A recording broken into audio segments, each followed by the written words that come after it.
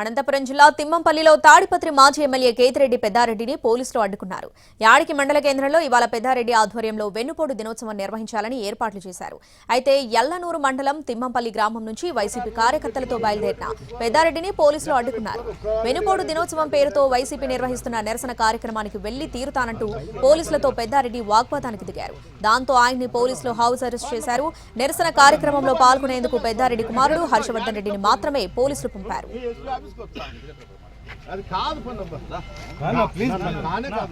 ఏపీలో red book పాలన కొనసాగుతుందని మాజీ ఎమ్మెల్సీ కేతిరెడ్డి పెద్దారెడ్డి మండిపడ్డారు. ఇచ్చిన హామీలు అమలు చేయడంలో కూటమి ప్రభుత్వం విఫలమైందని ఫైర్ అయ్యారు. నీకు 15,000 నీకు 15,000 అన్నారు.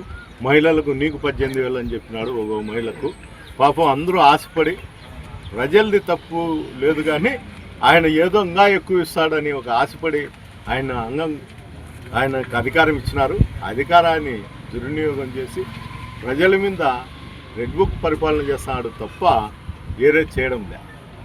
కనీసం నువ్వు చెప్పిన హామీలు నెరవేర్చే దానికోసమే ఈరోజు మేము ఈ పోరుబాట